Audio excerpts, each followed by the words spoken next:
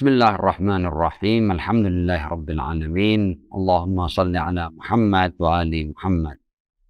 Pemirsa Safina TV yang dirahmati oleh Allah, Assalamualaikum warahmatullahi wabarakatuh.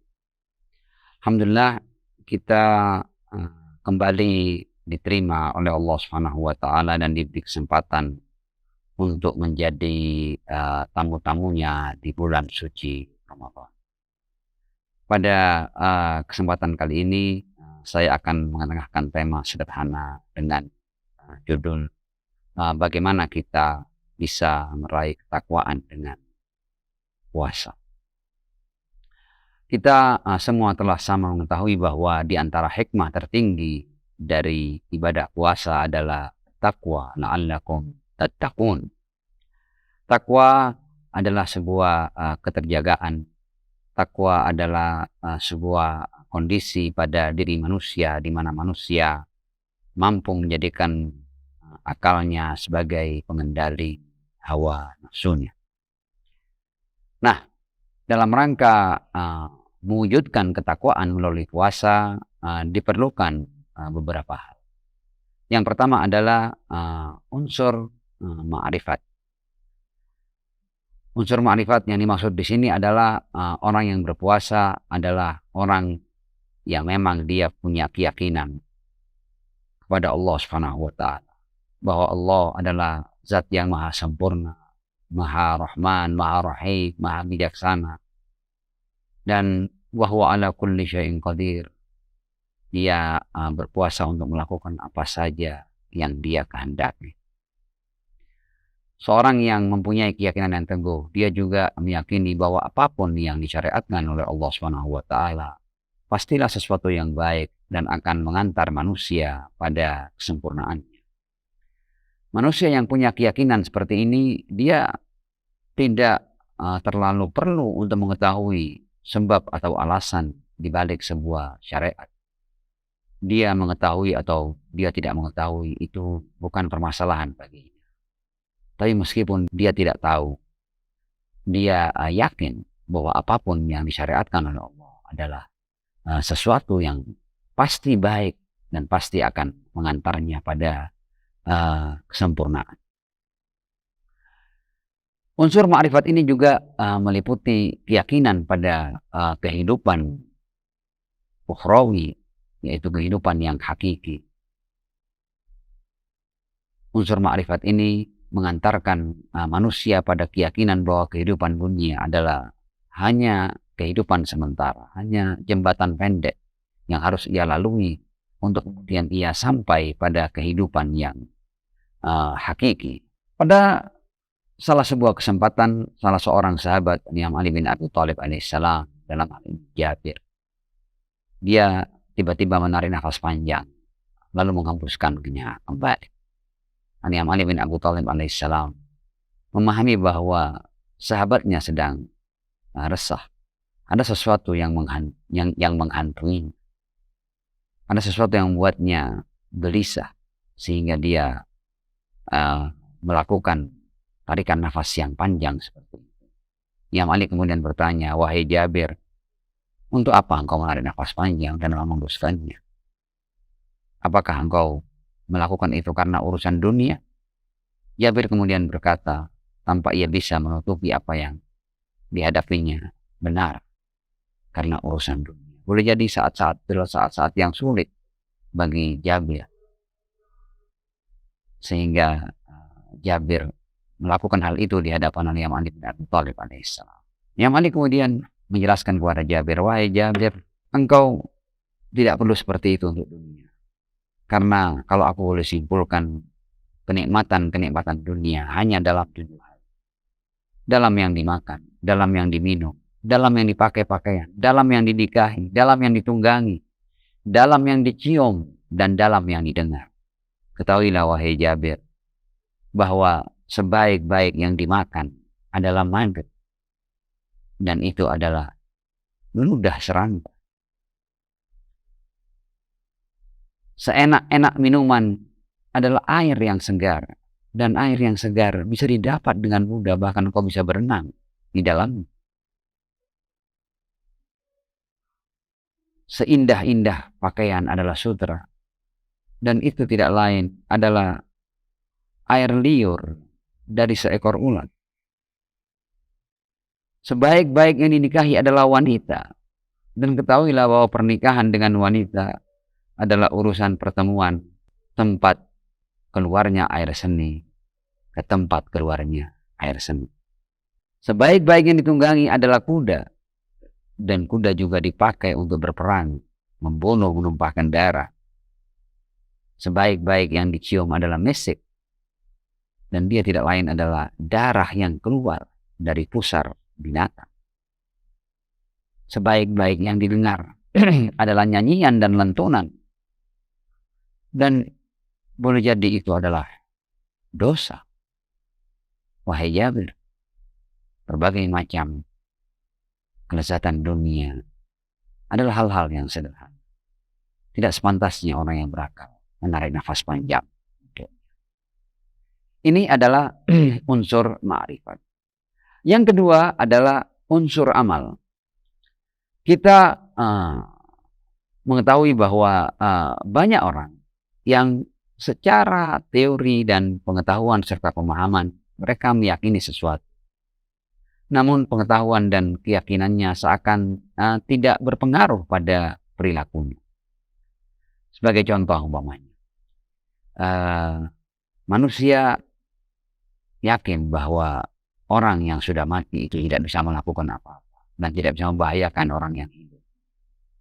Tapi ketika kita diminta untuk berdekat-dekat dengan orang yang sudah mati atau tidur sendirian dengannya, boleh jadi kita merasa takut, padahal kita yakin bahwa orang mati itu tidak bisa membahayakan kita. Nah, di sini muncul sebuah pertanyaan, bagaimana kita bisa menjadikan keyakinan yang bersifat teoritis itu bisa berubah menjadi sesuatu yang bersifat hakiki dan berpengaruh dalam perilaku kita.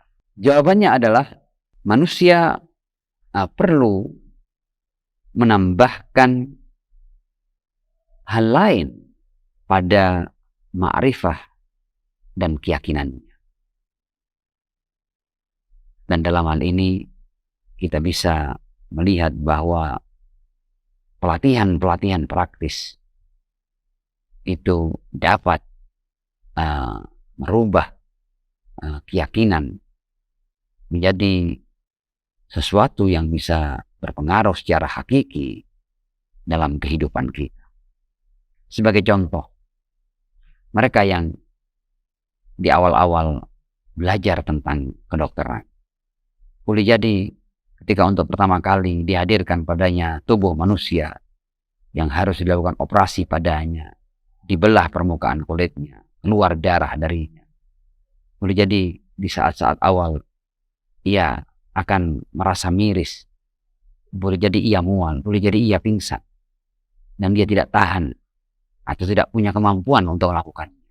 Tapi ketika hal itu dilakukan sekali, 2 kali, 3 kali, 4 kali, dan begitu seterusnya, maka dia akan terbiasa untuk dihadapkan padanya jasad manusia yang harus dibedah, dioperasi, dan dia bisa melakukannya tanpa merasakan ketakutan dan kegelisahan.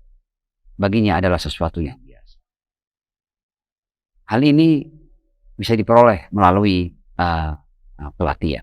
Pada intinya, teori itu perlu diperkuat dengan praktek hingga menjadi sebuah keyakinan yang betul-betul mengakar pada diri manusia. Dan inilah yang ditempuh oleh agama. Agama bukan hanya serangkaian al-ma'arif, pengetahuan-pengetahuan dan keyakinan-keyakinan, tidak. Tapi agama juga selain mengajak manusia untuk melakukan tafakkur dan melakukan aktivitas penalaran serta pemikiran, agama juga mengajak manusia untuk melakukan serangkaian amalan, serangkaian aktivitas yang dapat memberikan pengaruh yang kuat pada apa yang telah diketahui oleh manusia. Nah, di antara pelatihan itu adalah as-salat. Ritual salat adalah ritual yang melibatkan jiwa dan raga kita. Di dalam kita menghadap Allah Subhanahu wa taala melalui ibadah salat, kita diminta untuk berdiri tegak, untuk tidak melakukan serangkaian hal, untuk tidak berbicara dengan sengaja, untuk tidak makan dan tidak minum juga di dalam sholat. Bahkan kita tidak boleh bergerak sesuai keinginan kita. Kita harus mengikuti apa yang sudah menjadi aturan dalam sholat. Apa yang menjadi rukun-rukunnya, apa yang menjadi kewajiban-kewajibannya. Kita berdiri, kita membaca surat, membaca ayat, lalu kita ruku, sujud, dan semua itu dalam rangka kita menundukkan serta merendahkan diri kita di hadapan Allah Subhanahu wa taala. Apa yang sudah kita pahami lewat bangunan keyakinan harus diwujudkan dalam sebuah amalan yang juga merefleksikan kepatuhan, ketundukan, dan kerendahan hati di hadapan Allah Subhanahu wa taala melalui qiyam, ruku, sujud. Kita menempelkan hal-hal yang paling berharga dalam diri kita di atas tanah dalam rangka menghamba kepada Allah Subhanahu wa taala. Di antara amalan-amalan praktis lainnya adalah ibadah haji. Kita lihat bagaimana haji itu ibarat camp pelatihan dalam rangka kita mendidik diri dan mengeluarkan diri dari keangkuhan, dari kenyamanan, dan kemudian merendahkan diri serta pasrah di hadapan apa yang menjadi perintah Allah Subhanahu wa taala. Dalam ibadah haji, manusia dipaksa untuk melepas semua pakaian mahalnya, pakaian mewahnya. Dia diminta untuk memakai lipatan-lipatan kain yang sangat mirip dengan kain kafan. Di dalam ibadah haji, seseorang tidak boleh tampak berbeda antara yang kaya dengan yang miskin. Pakaiannya semua sama. Di dalam ibadah haji, seseorang dilarang untuk menggunakan perhiasan.